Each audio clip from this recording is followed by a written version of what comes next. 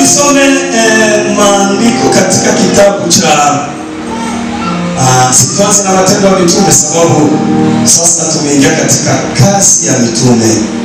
Tulikuwa katika hali ya Pasaka, Kristo Bwana Yesu kufa na kufufuka kwake. Tumeona Roho Mtakatifu, na sasa tuingie katika matendo ya mitume ama kazi ya Roho Mtakatifu. Ninaweza sema hivi, tusome kitabu cha kazi ya Roho Mtakatifu. Kitabu cha kazi ya Roho Mtakatifu. Hicho ni kitabu cha matendo ya mitume. Sura yake ya 5 mstari wa 12. Actes des Apôtres chapitre 5 verset 12 jusqu'à 16. Naona tuko na watu wa university wanaongea lugha ya Europa. Wanaongea lugha ya Europa. Siku nyingine wanakuja na Biblia za Kifaransa. Tunasoma Kifaransa, tunasoma Kizungu, tunasoma Kimeru, na Kikuyu iko, na Kiburundi, Kiwanda kiko, zote ni zetu. Sasa tuende katika Actes des Apôtres chapitre 5 verset 12 jusqu'à 15. Ama Acts chapter number 5 verse 12 to 15. Ama tunaweza na mpaka 16. Biblia ndio tunasema hivi: na kwa mkono ya mitume zikafanyika ishara na maajabu mengi katika watu, nao wote waliokuweko kwa nia moja katika ukumbi wa Sulemani. Kama tendo neno Sulemani. Na katika wote wengine hapana hata mmoja aliyesubutu kuambatana nao, ila watu waliwadhimisha.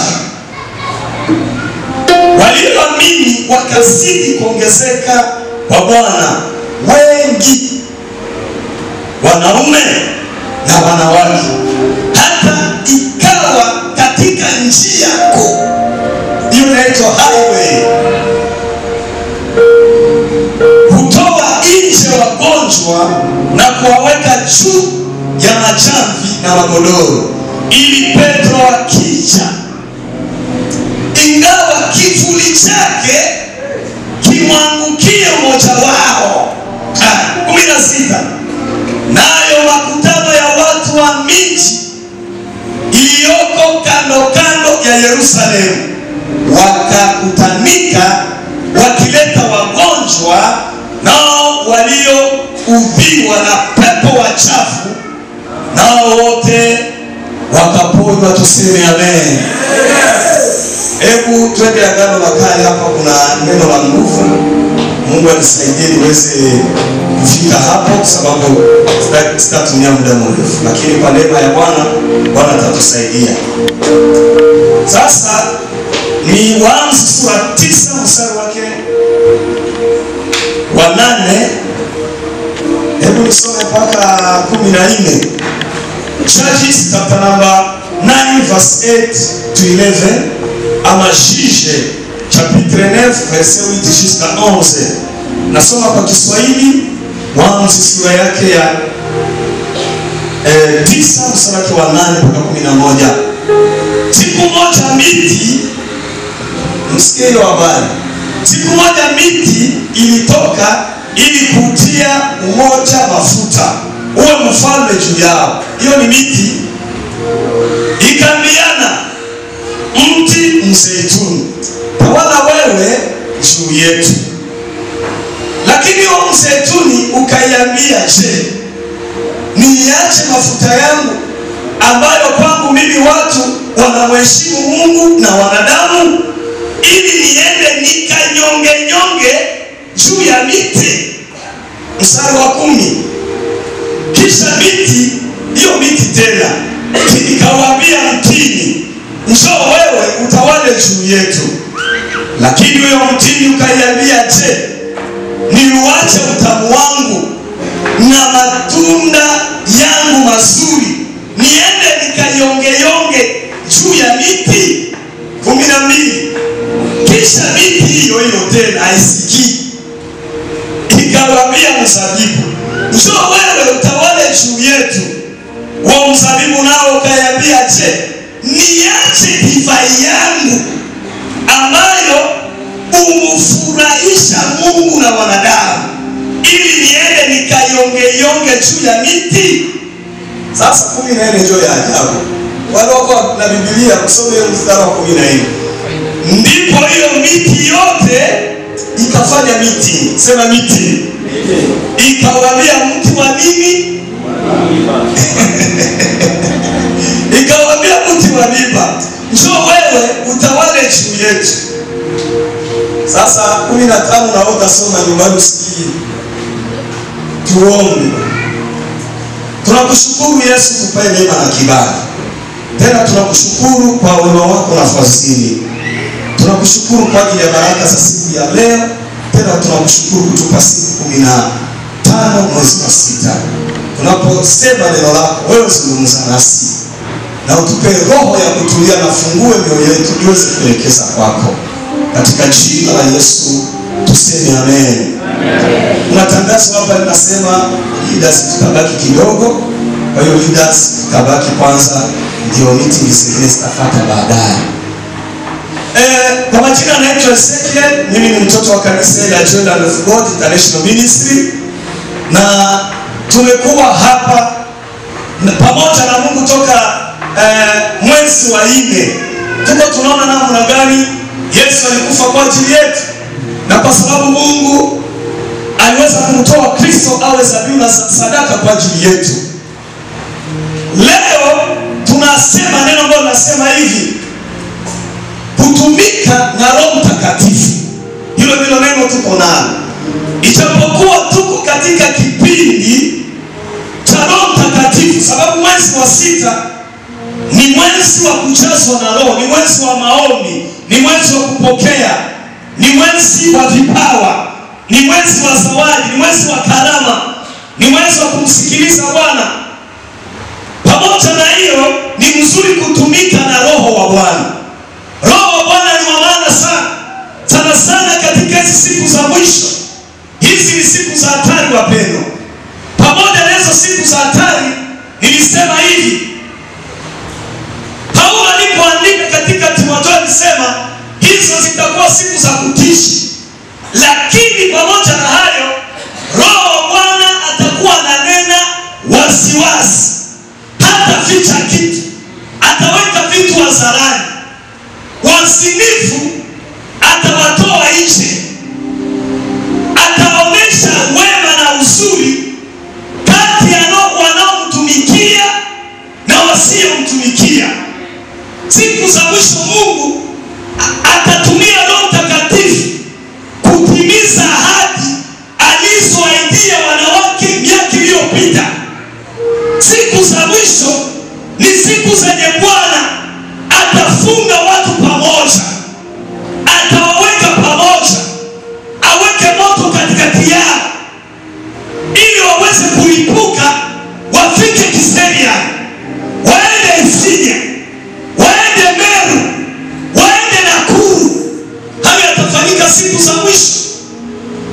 Neno Roho Mtakatifu kupata definition ni vigumu kidogo, lakini kuna alama ambazo zinaonesha Roho Mtakatifu. Alama ya kwanza ni alama ya moto. Inaweza sema njiwa, inaweza sema maji, ziko mingi. Haleluya. Amen. Haleluya. Amen. Definition ya Roho kuipata nini haieleweki vizuri, sababu vile Roho atakutumia ni tofauti na kisa atatumia ape.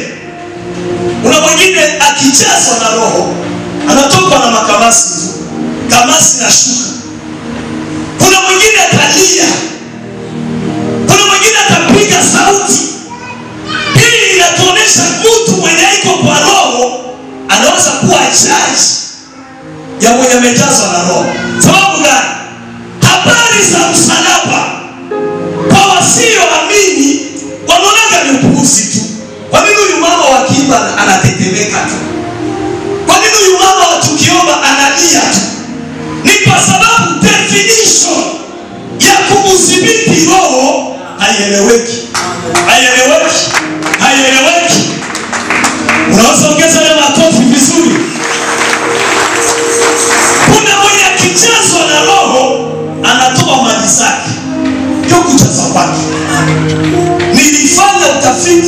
Kristo, nikajaribu kutafuta, unisaidie baba kama watanisaidia na daktari, hiki kipimo kinatoka kwa kizungu temperature.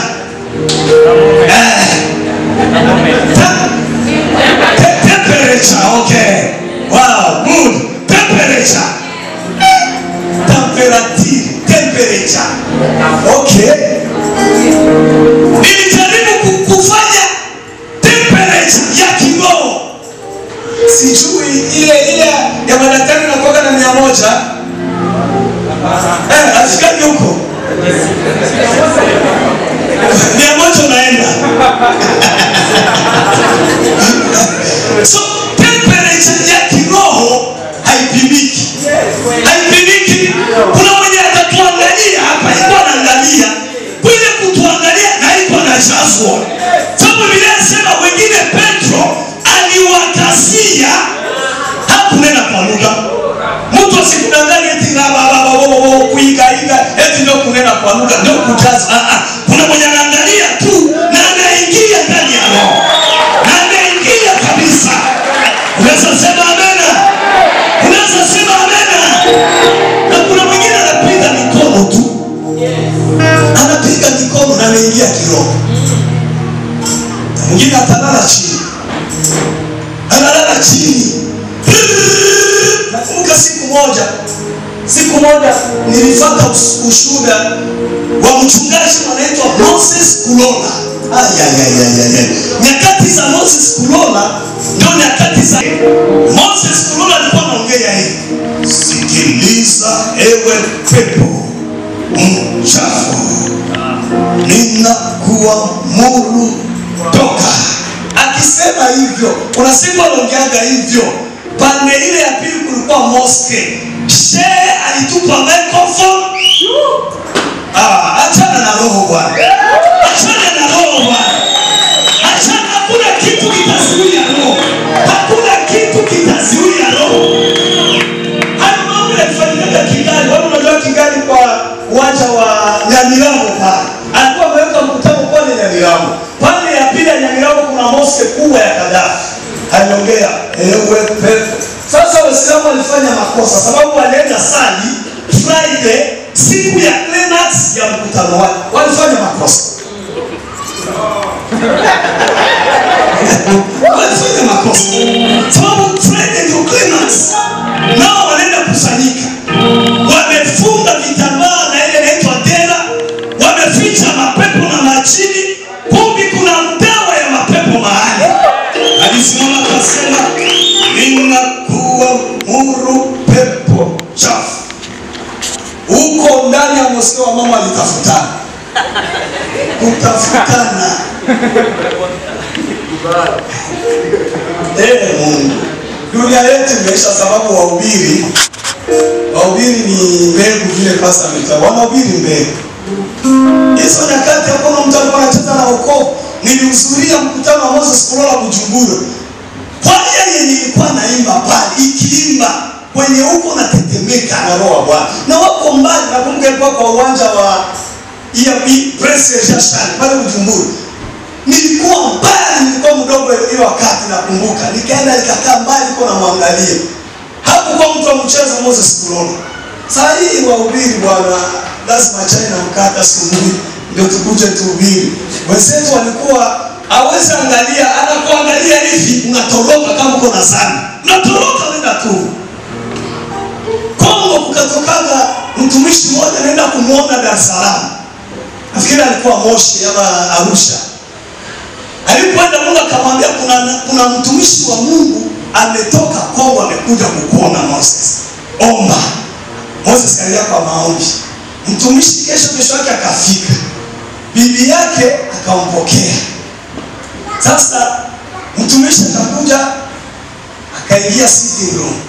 Moses naye alikuwa amekalia kiti yake tu pale. Sasa mtumishi tena alifika kumwangalia Moses akapiga magoti. Amefika masaa ya mchana akapiga magoti. Akaanza kushukuru.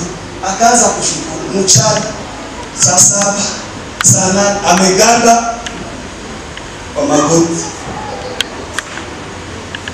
Moses na muangalia magoti, saa 10 magoti, akifungua macho akimwangalia hivi anakosa nguvu za kusimama. Usiku magoti. Kuna vile hii miguu inaweza shikana na mchanga. Juzi ni moja, si mwili ni udongo. So imeganda. Kuna super ya roho. Jamaa kimwangalia hivi anaganda tena. Saa 7, saa 8, anamwacha tu. Moses kulola alikuwa juu zaidi sana. Juu katika historia ya wale wahubiri East Africa, yeye ndio mwenye alifufuaga mtu. Alisimamisha kwambia amka. Jamaa alikuwa pale. Sasa ikatengenezwa, yuko ananena kwa lugha zinaisha, zinaanza. Akisimama kimwangalia tu macho hivi, iko tena pale. Ilibidi mtumishi amwombee rehema ndio asimame. Kwa hiyo mafuta nayo yanasikiana. Haleluya. Hivyo temperature ya roho kupima kiasi cha roho. Ndio kama usifanye makosa. Useme Ezekiel liko sawa. No. Labda wewe unaweza kuwa sawa kuniliko. Temperature ya roho haipimiki. Ni kwa sababu Mungu hawezi kamwe ukampima. Mungu hapimiki. Mungu haeleweki. Yesu anasema namna gani? Na upepo unavuma upendavyo. Lakini sauti yake, sauti ya upepo ndio tunasikia. Mtu wa roho hashikiki. Mtu wa roho hashikiki. Ndio kwa maana sasa hivi naweza toka hapa nikimbia hapa katikati, nende nihubirie huko nyuma na nirudi tena nende huko, sio mimi. Na nikimaliza nitakaa chini narudi tena. Sunday nilielewa ya kwamba hii madhabahu si madhabahu mchezo. Sababu niliona kuna wakati tulikuwa naomba hapo masaa jioni, nikaona ni kama kuna vile wale tulikuwa nao hapo watumishi, nikaona ni kama vile tunaenda tena tunarudi. Naona ni kama tunavalishwa kinguo wapendwa. Kuna wakati wa tunaenda kwa Baba, tunachukua mambo ya roho, unanena tena unafanya nini? Unarudi. Haleluya. Ndio kwa maana kuna mtu atafunga anga yako. Hakuna mtu atafunga anga yako. Hakuna mtu atafunga anga yako. Hakuna mtu atafunga anga yako. Hao wanasema tunapigana na wakuu kwa sababu tunapanda, tunakuja, tunashika ya Baba, tunayaleta. Huo ni Holy Spirit. Tumika na Roho Mtakatifu. Amen. Haleluya. Fanya kazi na Roho Mtakatifu. Paulo anasema wala msimuziwie. Wala msimuziwie. Wala msimuziwie. Swali lingine anasema wala msimzimishe ule roho wa Bwana.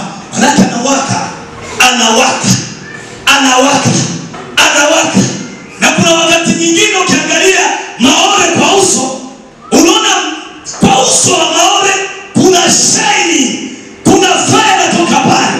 Hayo ndio ni alikuwa juu ya Petro. Eti Petro alikuwa anaangalia hivi. Alikuwa na wapendwa, tutamani sana kujazwa na Roho. Paulo anasema mtamani sana kujazwa na Roho. Mtamani sana. Ningesema natamani kujazwa na Roho. Kujazwa na Roho ndio kitu kizuri sana. Sababu Roho anatupeleka lift. Anatupandisha viwango. Angalia. Baada ya mitume, baada ya wamsho, sababu Matendo ya Mitume sura 1 inasema namna gani walipata ahadi. Sura 2 inaonyesha namna gani wanaanza kujazwa. Petro anawaambia hiki ni kipawa kilichonenwa na nabii Yoeli.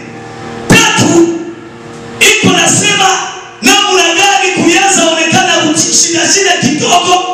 4 wako wanasema kwamba hakuna njia nyingine, tunapaswa kuokolewa na 5 mahali tumefika. Matendo ya Mitume, ishara, maajabu, miujiza ikaanza kutendeka. Historia inasema hivi, mji wa Jerusalem.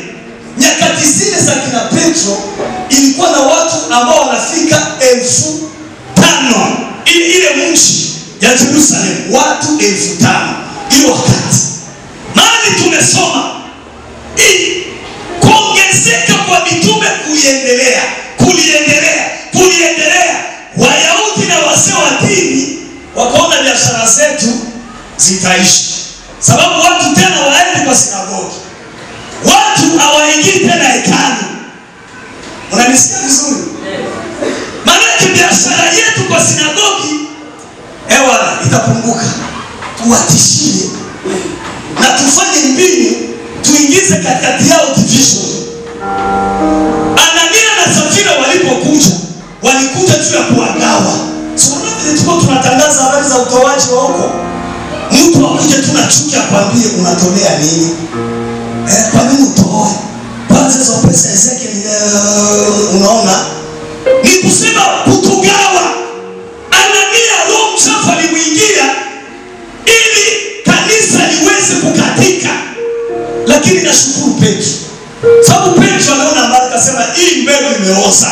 Usiache mbegu mchafu kati ya mbegu nzuri. Hapana, usiache. Akawatoa ndani. Anania na Safira wakakufa. Haleluya. Ishara zikaendelea. Kutumika na Roho ina create miracle. Ukitumika na Roho kuna vitu vinaumbika, kuna maajabu yanatendeka, kuna ishara zinatendeka. Haleluya. Wapendwa, tutumike na Roho. Acha mwili. Jana nilisema hivi, tabia ya mwili iko katika Wagalatia 5:22. Matendo ya mwili ni dhahiri, maana matendo ya Roho pia ni dhahiri.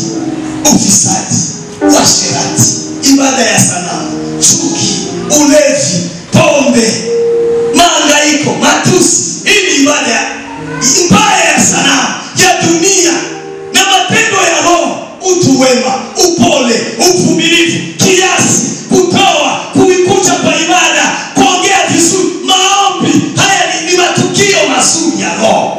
Hii ndio ilisaidia kanisa la mitume lipate kuwa na nguvu. Wakaendelea. Sasa historia ambayo iliandikwa na mwanateolojia mmoja anasema mji wa Yerusalemu ukiwa na watu 5,000 walijipata mitume wamekuwa na 2,500. Maana kulikuwa kumebaki wengine 2,500 wenye wanaenda kwa Wayahudi, na wengine ni walevi, na wengine ni washarati. Statistiki yenye ilifanywa na wanateolojia wanasema hivi: kila mtu aliyeamini alikuwa na rafiki mwenye hajaamini. Kila mtu mwenye alipata muujiza alikuwa na rafiki mwenye hajapata muujiza. Manake kila upande, kila nyumba kulikuwa mtu mwenye alipokea muujiza. Ile muujiza ikimshawishi kuambia mama yake na baba yake tuende kwa kina Petro. Sikiliza sasa. Mwandishi wa kitabu hiki anaitwa Luka anasema namna gani? Walijaa katika ukumbi wa Sulemani. Ukumbi wa Sulemani inaitwa baraza. Hisi tunaweza jenga compound, okay. Watu walijaa. Watu walikuwa wengi. Ikabidi wengine waanze kuchapa compound. Mitume wakifanya crusade. Sema crusade. Watu wanajaa. Niruke kidogo. Ile kitu ilifanya Stefano akufe ni hiyo. Katika sura 7 na 8 ni hiyo. Hao watu wanaongezeka sana. Kwa nini wanaongezeka? Tutafute namna gani tutawaua. Manake wamejaa ni wengi. Biblia inasema wako mpaka huko. Wamejaa uwanja. Wengine wameleta viwete, vipofu, vilema, mabubu, wajawazito, wenye kutaka kuoneka. Nikiangalia kwa picha yangu, manake kama mikutano yangu ingeanza saa 3, manake by 4 kulikuwa kumejaa. Kama ingeanza jioni, manake asubuhi kulikuwa kumejaa. Unasikia kazi ya Roho Mtakatifu, ishara na maajabu zikatendeka. Watu wakasema no, sisi tunakuja kila siku